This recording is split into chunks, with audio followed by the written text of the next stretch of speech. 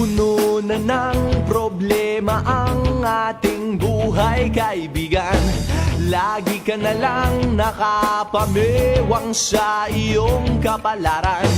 Andyan lang ang barkada, naghihintay, nag-aabang. Malakas ang tawanan sa amin, sige lang ang pahinga. Love Radio, sigaw mo pare. Love Radio, kaharutan mo to.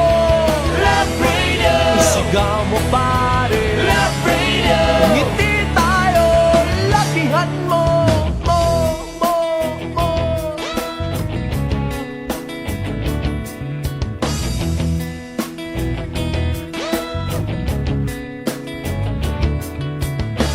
Kailangan pa bang i-memorize? Tao'y sadyang matibay, naghahanap ng tropa sa gitna ng kalungkutan. Ganito talaga kabisyo, ang saya-saya.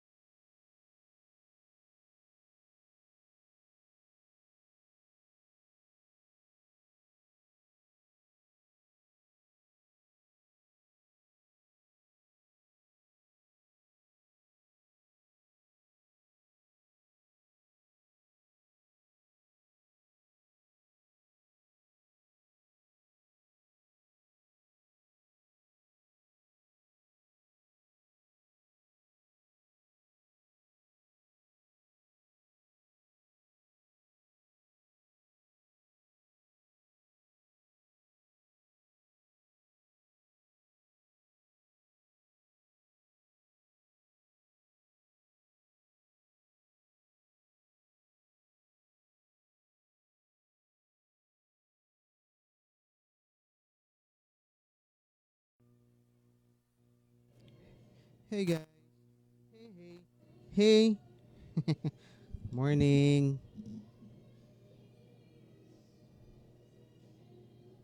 Good morning.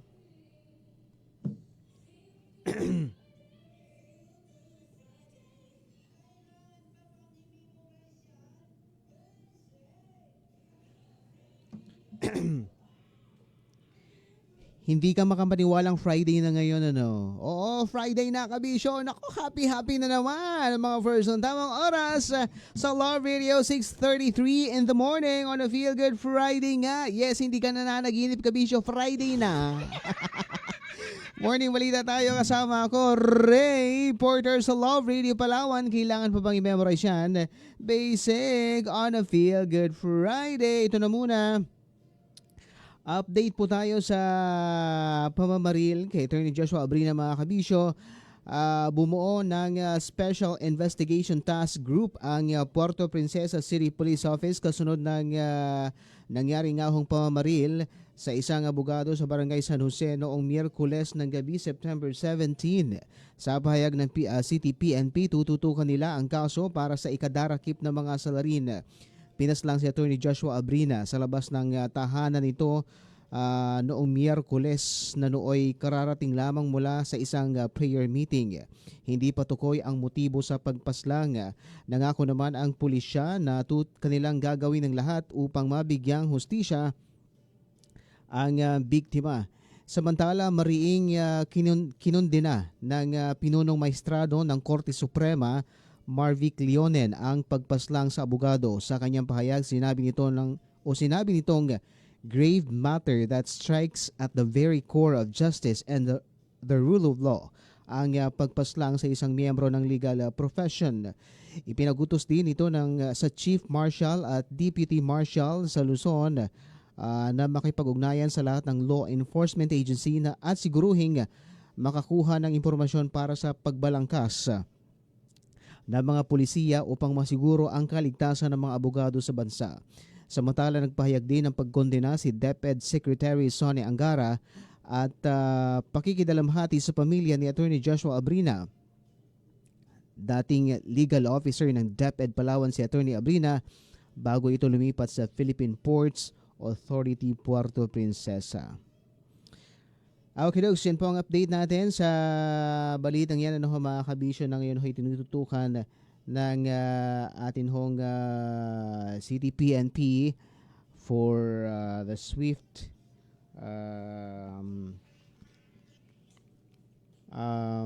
identification ng mga salarin. Ano ho. Samantala, habagat pa rin po nakakaapekto sa Palawan, kaya naman tayo ho'y inaasang uulanin sa mga susunod na oras and this weekend. Yan. Kaya magdala ho tayo ng payong kung kayo ho'y lalabas at kung tawag dito magbi-beach naman, di mas maganda sinasabihan yung ulan, di ba?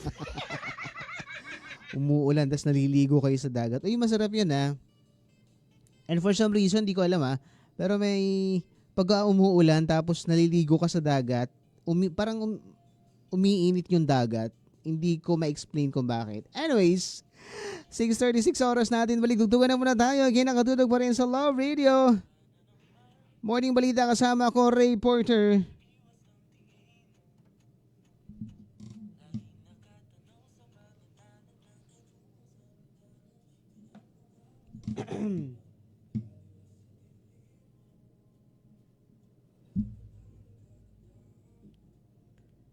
Masarap maligo sa dagat pag umuulan, umiinit yung dagat.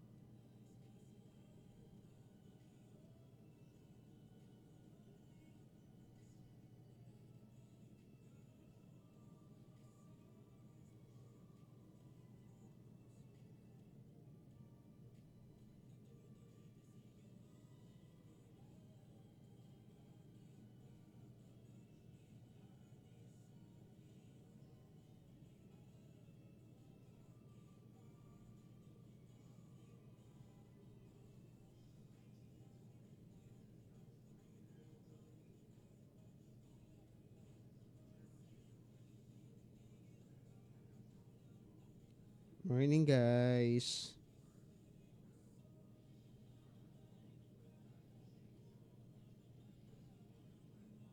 Wait lang.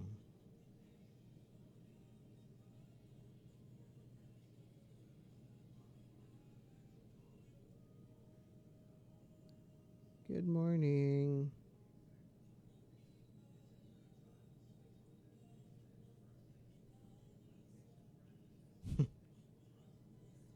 Nakita nyo ba yung video nung motor na tinatakasan yung highway patrol?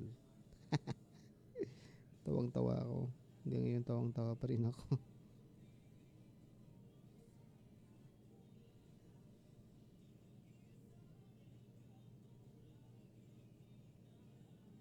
Tinakasan.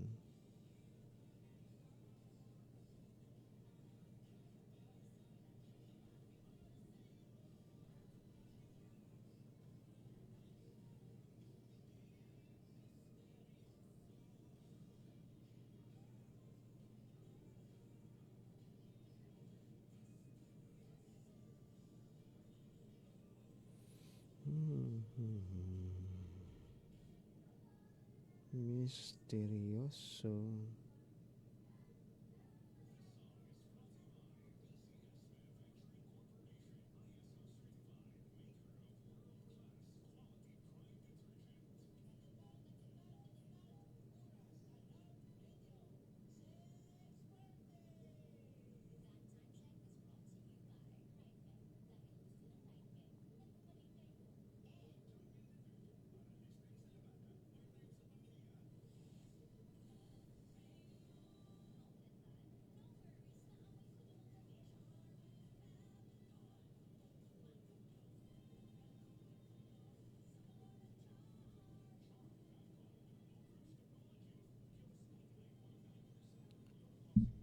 Kinundi na ni ano no ni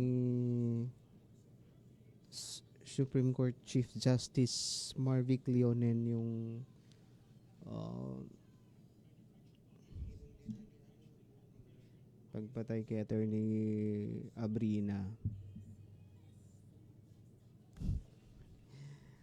May chilling effect kasi yun talaga sa justice system natin. And of course, sa legal profession. No? Not legal, not the justice system, but the legal profession. Kasi syempre, di ba,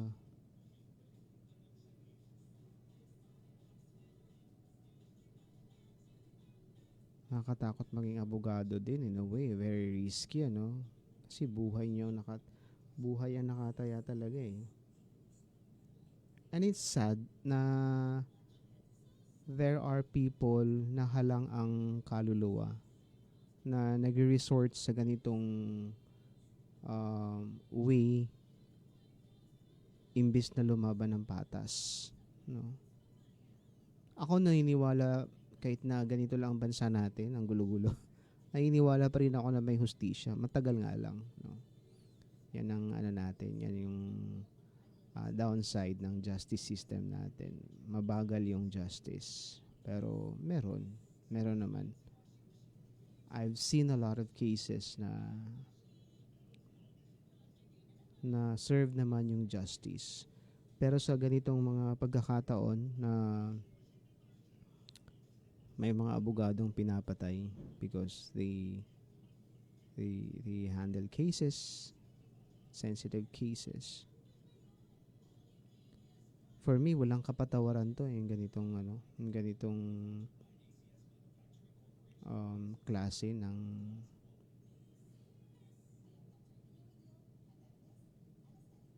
krimen. No? Nakakalungkot lang isipin. It's just really sad.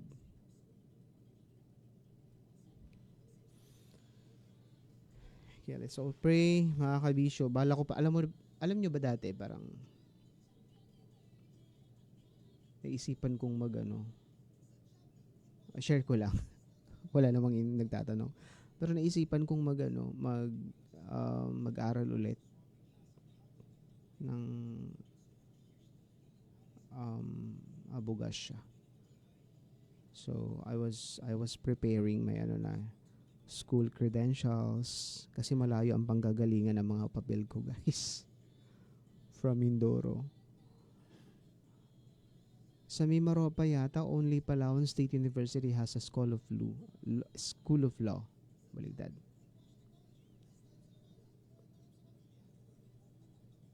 Kung di ako nagkakamali, dito lang yata may School of Law. So, I was planning to study law. Kaya lang, syempre, nagkonsulta tayo sa mga kaibigan natin, kakilala, ganyan. Sabi niya, kung mag-aaral ka, at the same time nagtatrabaho ka, medyo mahirap, challenging. So, sabi niya, kung gusto mo talagang kaya naman, pero very challenging nga. Kasi syempre, after work, diretso sa school. And, ang sabi pa, kung gusto mo talagang maging abogado, ito narinig ko na sa mga abogado, na if you really want to become a lawyer, sure na papasa ka, maglaan ka ng 8 hours na magbasa ng mga libro. Ganun. Sa law school. Yun daw talagang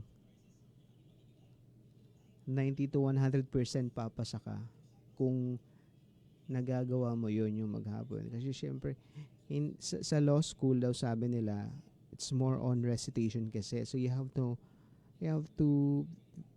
be very familiarized with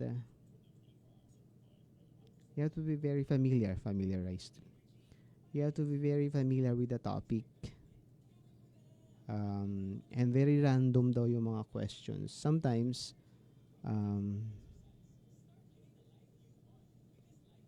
hindi mo nadaanan dun sa libro or hindi mo natutukan. Basta parang very random siya. So it's not really easy. Sabi nga nila parang sa Pilipinas nga daw yung pinakamahirap mag-aral ng law kasi nga tawag dito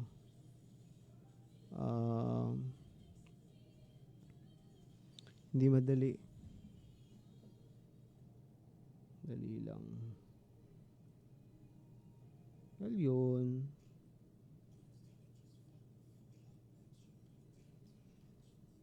hanggang ngayon dream ko pa rin pero another 5 years 4 years kasi yung iba kasi inaabot ng 5 parang maximum 6 years lang yata sa law school otherwise hindi ka na sandali nasa na ako where am I Uy.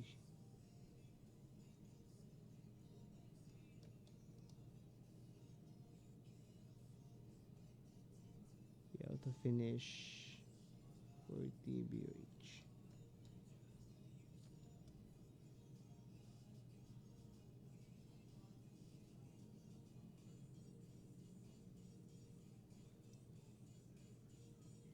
Parang 6 years yata dito sa PSU, School of Law.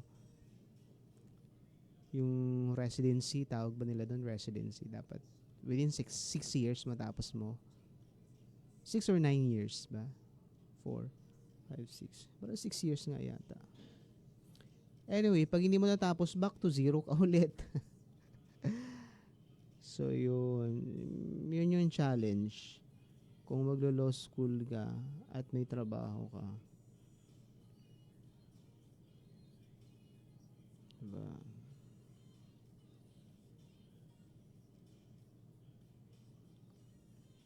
Pag gagantong may mga nangyayaring ganyan, yung agam-agam mo, pag lumalabas ka as a lawyer, di mo alam kung makakabalik ka pa ng buhay sa pamilya mo. Okay, it's not easy. It's really not easy to become a lawyer, no? Nagpakadalubhasa ka ng ng ilang taon tapos ganun lang gagawin sa iyo. It's really frightening.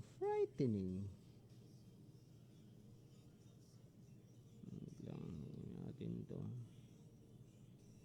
So that's all about.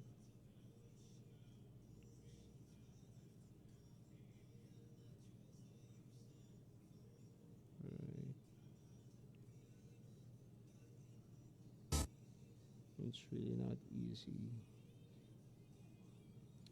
Anong breakfast you guys? What are your breakfast today? What do you like to eat this morning? Wala lang, na-share ko lang.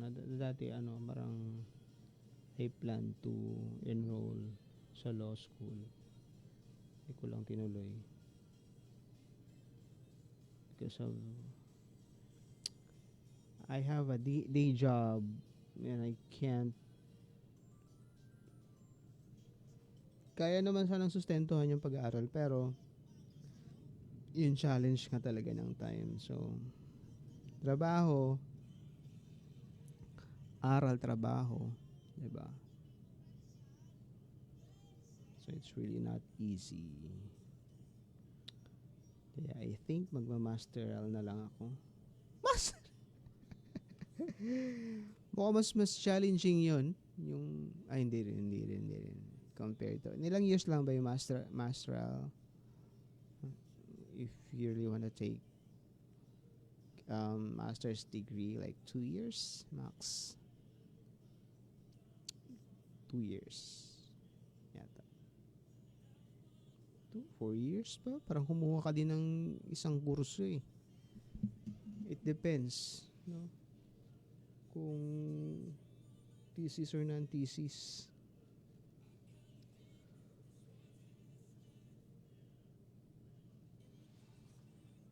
Ay, nako, let's all pray that justice must be served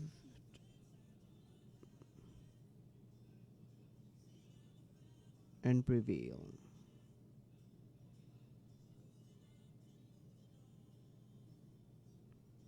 It's just really so sad to hear stories like this. That